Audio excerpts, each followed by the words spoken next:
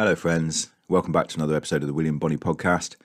Today, once again, we're profiling one of the Britain's most famous prisons, again a notorious prison.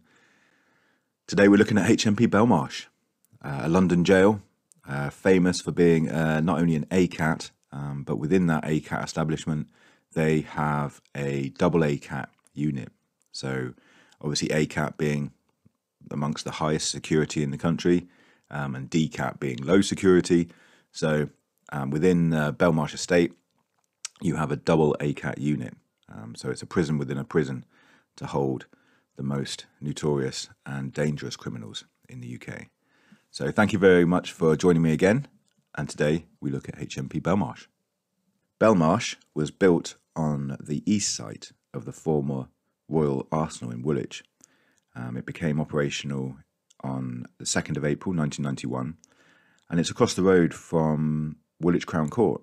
It actually has a tunnel going under the road, so inmates can go through a tunnel up into the courts and then down and back across again into the prison without having to go out into sort of the real world. So it's absolutely ideal for transporting high security and high risk prisoners, keeping them away from the public gaze and also chances of escape. Between 2001 and 2002, Belmarsh Prison was used to detain a number of people indefinitely without trial or charge under the provisions of the Anti-Terrorism Act, leading it to be called Britain's version of Guantanamo Bay. The Law Lords later ruled that such imprisonment was discriminatory and against the Human Rights Act of 1998. So it was stopped quite quickly after a couple of years. It's often used for the detention of prisoners for terror-related offences. In September 2006, the number of such prisoners was 51. In May 2007, there was a violent disturbance in the prison. It was reported that at least 4 prison officers were injured. Interestingly, in 2009, an archaeological dig on the site led to a discovery of a 6,000-year-old trackway in the prison, the second oldest wooden trackway in Northern Europe after the Sweet Track near Glastonbury. Funny enough, in the same year, November 2009, an inspection report from the Chief Inspector of Prisons criticised the prison for the extreme high amount of force used to control the inmates at the prison. The report also stated that an unusually high number of prisoners had reported being intimidated or victimised by staff at Belmarsh. Now, bearing in mind this is a prison holding some of the world's toughest terrorists and criminals, they were reporting being victimised. In 2010, HMP ISIS, a young offenders institution, was opened within the perimeter walls of Belmarsh. Can you imagine HMP ISIS? I mean, this is a couple of years, I think, probably before we started fighting ISIS in the Middle East, and they opened up a prison called HMP ISIS.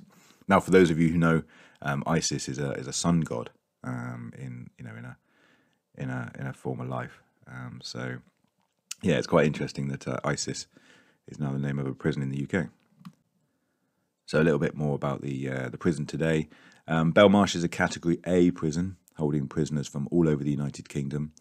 In addition, Belmarsh is also a local prison, accepting different categories of prisoners from primarily the Central Criminal Court, the Old Bailey, in London, and also magistrates' courts from sort of all around southeast London.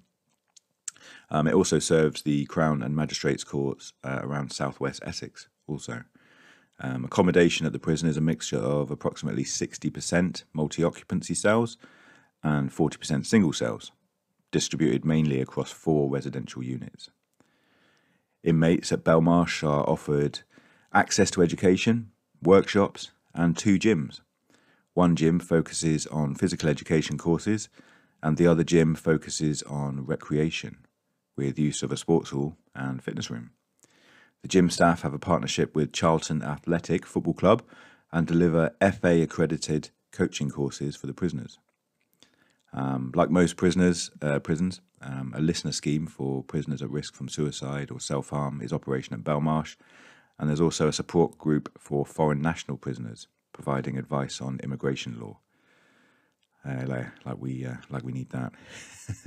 I was a listener for a long time. It's one of those things that people think you do to help you get parole.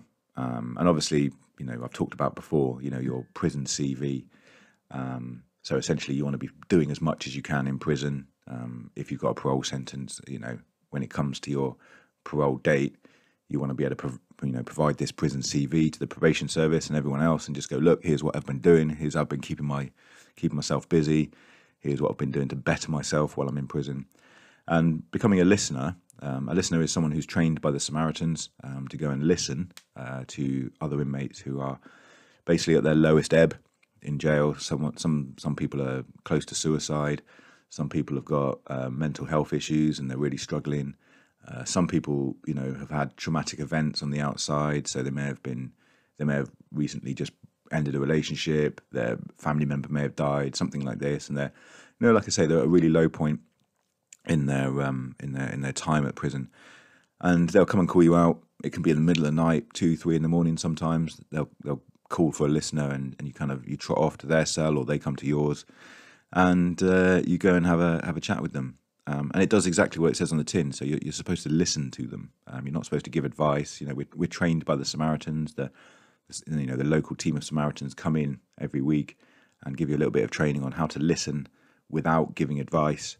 So essentially, they just offload, and then you kind of absorb that, and then they go off and hopefully feel a little bit better about themselves.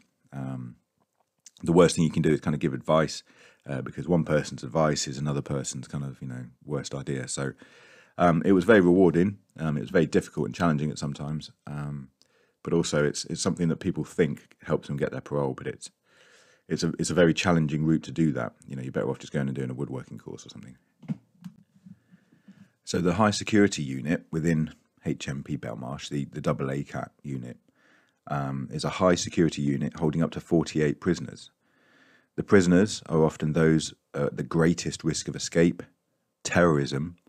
They could be seen as radicalising other prisoners or continuing their organised crime from within the prison. The unit is considered to be totally escape-proof, and has so far lived up to its name. The high security unit was initially used to house exclusively IRA prisoners, but since then it's been known to hold KGB agents, Al-Qaeda terrorists, and even the infamous Charles Bronson himself. He had a whole spur to himself within the unit.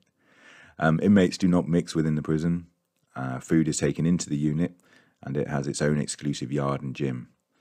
Halal meals are available for Muslim prisoners, and a full-time imam was recruited to the jail in 2002, with the prison chapel being converted into a mosque every Friday. In the last inspection report, it was said that the role of the high security unit was unclear, and given the intensity of the custodial experience, which meant that prisoners could not exercise self-determination, the regime and governance arrangements needed to be improved. Now, again, it's very difficult for sort of inspectors to come in and look at a high security unit, this AA Cat. It's holding KGB agents, it's holding Al-Qaeda terrorists. And, these inspection guys are saying, oh, well, things need to be improved. We need to have a bit more of a plan for what to do with these prisoners. How about we just leave them there? All right, so having a look now at some of the more famous prisoners that might have come in and out of Belmarsh. The first one you may have seen hanging out of the window of the Ecuador embassy. Funny enough, the embassy is just around the corner from Harrods. So if you ever... he's not there anymore, actually, so I wouldn't worry about it. But yeah, I've been there before. You go to Harrods, and then you can just kind of carry on down the road a little bit, around a couple of corners, and you find yourself outside the embassy. He wasn't hanging out the window when I was there, but yeah, it's very, very close to tourist areas. We've got Julian Assange. You might have seen him on the news. He was the WikiLeaks founder, an Australian editor and investigative journalist. In 2010, WikiLeaks published a series of links from Chelsea Manning on the collateral murder video, some Afghanistan war logs, and Cablegate. Assange sought asylum in the Ecuadorian embassy for 8 years until they revoked his claim due to his escalating bizarre behaviour. He's been sent off to America now on rape charges, I believe, that were found in sort of put together in Sweden, I think. Obviously, these kind of things, who knows whether he's guilty or not? I don't want to sort of say one way or the other, but it's these kind of mudslinging things. So if you were trying to discredit someone, rape, paedophilia, that sort of thing, is the charges you throw at people so that nobody stands up for you, essentially. He's now probably going to live out the rest of his years in a American Cat A prison over there himself. Another one, we probably all saw him again on the news with his hook hand, Abu Hamza. He was also known as Abu Hamza al-Mazari, the hook hand, or simply Abu Hamza. He's an Egyptian cleric who was the Imam of Finsbury Park Mosque in London, where he preached Islamic fundamentalism and military Islamism. He was charged with 16 offences for inciting violence and racial hatred and sentenced him to 7 years imprisonment on the 5th of October 2012. He was extradited to the UK from the United States to face terrorism charges. On the 19th of May 2014, Hamza was found guilty of 11 terrorism charges by a federal jury in Manhattan and was sentenced to life imprisonment without the possibility of parole. Yeah, pretty bad dude. And again, another one that I don't think too many people are going to miss. Funnily enough, he claimed he wanted to stay in the UK because of his kids being here.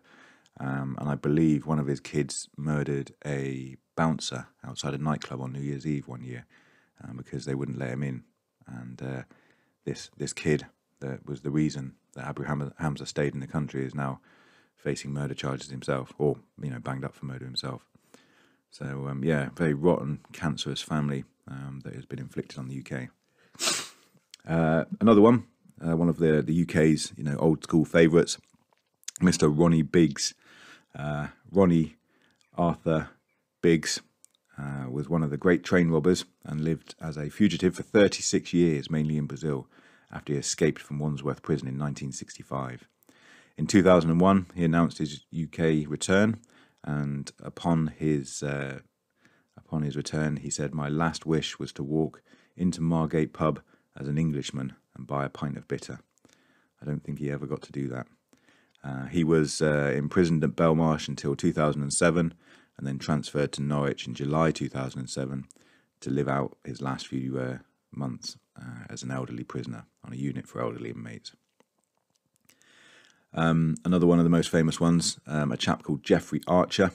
I've read a lot of his books, actually. They're quite entertaining. Cain and Abel is a fantastic book. But he writes with a great insight, obviously, to the workings of the UK Parliament. So if you do have some time to kill, Jeffrey Archer's books are very entertaining. The former Conservative MP wrote about his time in Belmarsh in the first volume of A Prison Diary, and used the setting extensively in his novel A Prisoner of Birth. He was jailed for perjury and perverting the course of justice in 2001 over a libel case against the Daily Star in 1987, but served just weeks before he was transferred to Wayland Prison in Norfolk, a low-security prison. He was an established novelist, and he sold over 250 million copies of his books. A couple of the other sort of more notable inmates there. We've got that Michael Adibaloja. I don't apologise for pronouncing his name wrong, but he was the guy who murdered British soldier Lee Rigby out in the street. Callous, cold killing. Again, just wanted to get on the news. We've got a chap called David Copeland, a neo-Nazi who bombed a gay pub in Brixton Market and Brick Lane. Let's have a look who else we got there. We've got Stephen Port, the grinder killer, serial killer and serial rapist. And yeah, just many others really, just the worst of society, and just, the scumbags. Wayne Couzens, another one, he's been moved to HMP Frankland now. Ian Huntley was there for a bit. Let's have a look who else. Tommy Robinson. Tommy Robinson was even there, the little nonce, for a while. All right, so yeah, no, thank you very much for joining me again today. Just a slightly short one today, but yeah, HMP Belmarsh, again, one of the Britain's most notorious prisons, known as Guantanamo Bay of the UK, but not quite in the nice weather. So thank you very much for listening. Thank you much for joining me again. There'll be another episode of the William Bonney Weekly out on Wednesday, and then we will soon start off our true crime series at the weekends as well. Okay, so thank you very much. Like, share, subscribe, tell all your friends about this, and we'll see you again next time. Thank you very much. Cheers now. Bye-bye.